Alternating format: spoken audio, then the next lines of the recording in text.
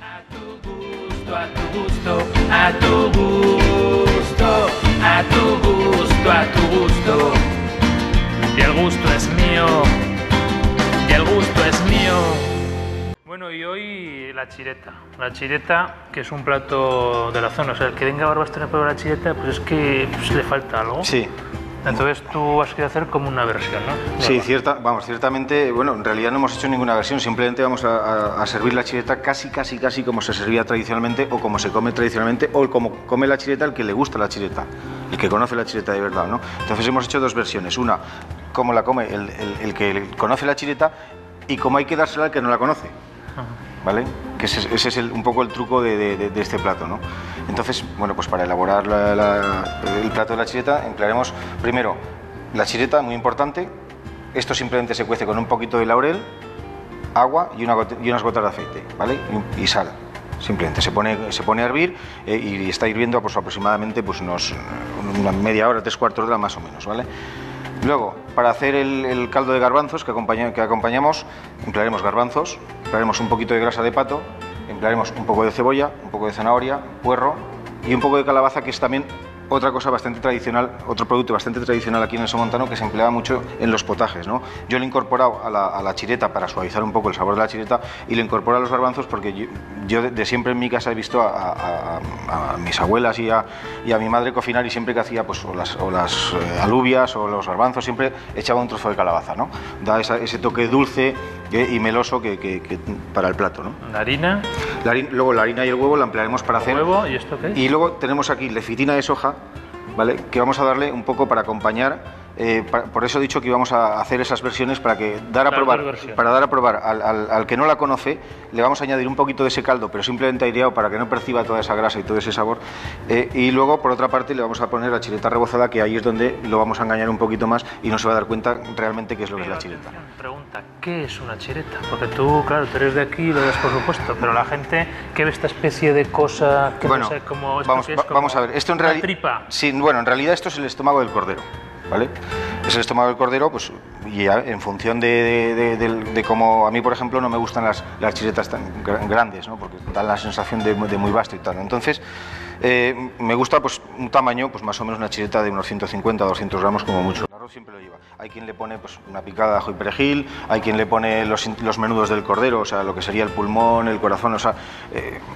todo este tipo, todos los interiores. Entonces, todo eso se hace una masa y se cose. Si os dais cuenta, ¿ves? Esto está cosido, no es el intestino que entraría por un lado. No, está cosido, pero esto es el estómago natural. Sí, es el estómago del cordero, entonces tú lo cortas, pones el relleno relleno y se cose.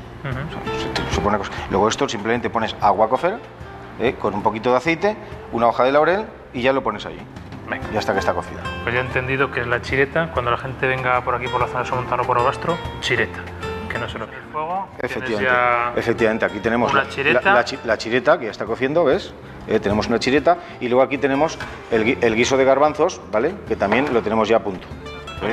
Claro, antes teníamos aquí otra perola, que había ahí unos garbanzos y tal, eso ha desaparecido porque lo has convertido ¿en qué? En un caldo. Simplemente lo que hemos hecho es coger un poquito del caldo y apretar un poquito los garbanzos, pero sin triturar, simplemente para que engorde un poquito la salsa, ¿vale? Esto también nos lo hace, que engorde esta salsa, sí también nos lo hace esa grasa de pato que antes te comentaba, que en vez de echar el aceite hemos echado la grasa de pato porque ayuda a hacer esto, ¿no? Luego, muy importante, siempre los garbanzos, para que vaya ligando el caldo, si los vas moviendo van soltando ese colágeno, ¿vale? La harina, y entonces se van haciendo la salsa más espesa. Sí que es cierto que esta, para lo que nosotros queremos en el plato, sí que le hemos echado un espesante, una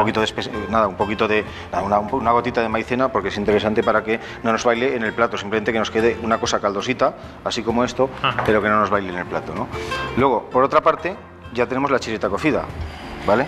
Que ya tenemos aquí, ¿vale? Lo que es la chireta cocida.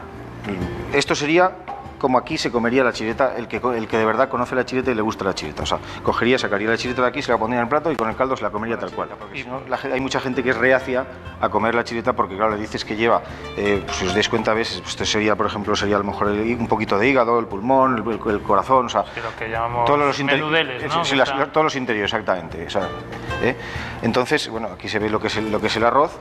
¿Vale? Y esto es lo que sí que vamos a pasar por huevo y harina. Y estas van a ser las dos versiones de la chireta. Al mismo plato vamos a conjugar la forma tradicional no una forma moderna, sino una forma, digamos, de engañar. A lo mejor queda muy feo, ¿no? Pero sí es así. O sea, sí, bueno, que cuando estás aquí en un bar de barbastro y chiretas, te las dan efectivamente, así, ¿no? normalmente se sirven así porque no a todo el mundo le gusta el sabor tan crudo y tan fuerte como es la chireta, porque al final es un plato Te contundente. había dejado con la chireta rebozada en huevo y harina y al aceite, ¿no? Y ese es el resultado, que esa sería la versión, digamos, para los pasteles. Más comercial, sí, efectivamente. Efectivamente. Bueno, y aquí tenemos lo que sería ya la versión autóctona de los conocedores de la chireta. Versión clásica, exactamente. Versión clásica. ¿Cómo lo haríamos esto? Bueno, pues muy sencillo. Bueno, tenemos aquí, ¿vale? La calabaza. Le damos un corte. ¿Vale? Y colocaríamos ahí, por un lado. Por otra parte tenemos la chireta rebozada, ¿vale? La otra media chireta que hemos rebozado sería el acompañamiento, ¿vale? Y entonces tenemos por aquí lo que es el caldo de los garbanzos, y por aquí es donde vamos a integrar, por medio de una espuma de un aire, es donde integramos el caldo de la cocción, para que la gente tenga ese recuerdo de lo que es de verdad el guiso de la chireta, ¿no? Entonces, por una parte, añadimos un caldo de garbanzos muy ligero, ¿vale? Y terminaremos el plato con un poquito de lo que es el aire, para dar ese recuerdo de lo que es la chireta y el sabor original. Versión tradicional. Chireta de barbastro en 2 cocciones con caldo de garbanzos. Ingredientes: chireta, garbanzos, zanahoria, hueso de jamón, grasa de pato, cebolla de Fuencampo, puerro, calabaza, huevo, harina y lecitina de soja. Para su elaboración, cocemos la chireta en agua con sal y laurel. Reservamos. Cocemos los garbanzos con la zanahoria, puerro, cebolla, grasa de pato, hueso de jamón y calabaza, lo colamos y reservamos. Cogemos una de las chiretas y cortamos unas rodajas. Las pasamos por huevo y harina y las freímos. Emulsionamos el caldo de cocción de la calabaza con la lecitina de soja y reservamos. Cortamos la calabaza en un rectángulo y lo doramos en una teflón. Y para su presentación, colocamos el rectángulo de calabaza en el centro de un plato sopero y sobre este ponemos una rodaja de chireta rebozada y un taco de chireta cocida. Ponemos el caldo de garbanzos alrededor y terminamos el plato con el aire de chireta puesto sobre las 2 piezas de esa chireta.